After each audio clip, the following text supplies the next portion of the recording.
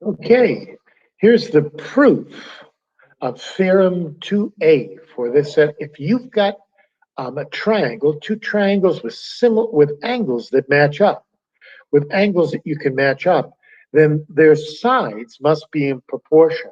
That is, DE over AB must equal EF over BC, which must equal DF over AC, like that.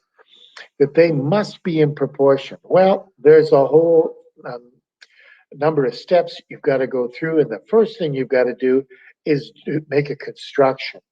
What you have to do is you have to mark on AB, you have to mark off AP right there. You put a line right there, straight across, actually, PQ. You're going to make a line PQ, but you make it so that AP is going to equal DE. So you draw it like that. Wherever you stop the length DE, you'd make it go down here on here, and you call it P. And then you go do the same thing on the other side. See how we put a mark there? You got to go down exactly the same length. At Q down here, you have to go down and stop at Q, but make sure it's the same length as DF. You say AQ equals DF. So you make this construction. It's basically just put a line across it as PQ, but you're saying AP matches with DE and AQ matches with DF. You could imagine constructing it so it was exactly like that. That's how you get started for a couple of marks doing that proper construction. Okay, then we move on. It's given that angle A and D match up, and B and E, and C and F. We kind of need to know that.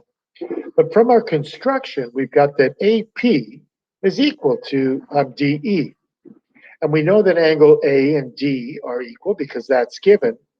But we know that AQ equals DF because that's the way we constructed it, so that they were equal. Hey, something special happens from grade 9 congruent triangles. We know that triangle APQ is congruent to triangle DEF. And the reason is side angle side. Okay, so that's kind of important. Now we can say, hey, angle P1 must equal angle E because they're congruent triangles, so they must be equal. But we know that E and B are equal, so that means that P1 must be equal to B because angle E equals B. Well, you have to think about it kind of carefully, but that means that angle must be the same.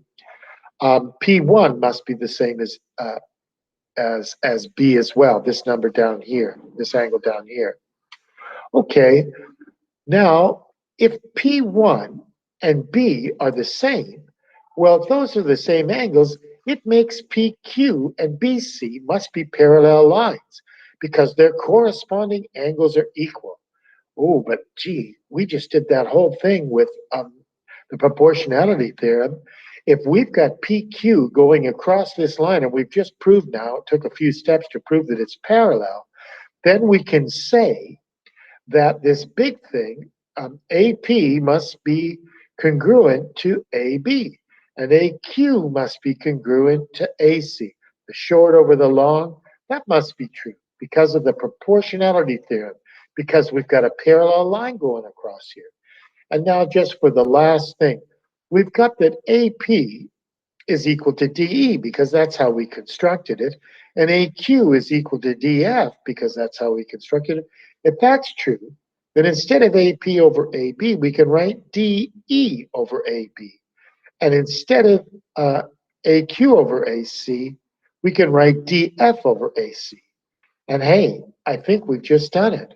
We've just shown that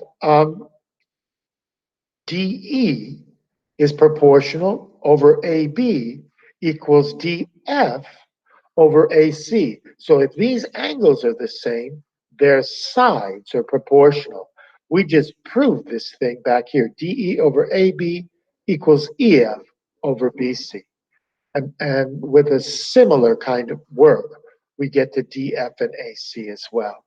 But that's the main idea. I think I want to stop there with the main idea of proving this similarity right here between these two lines. I hope that helps.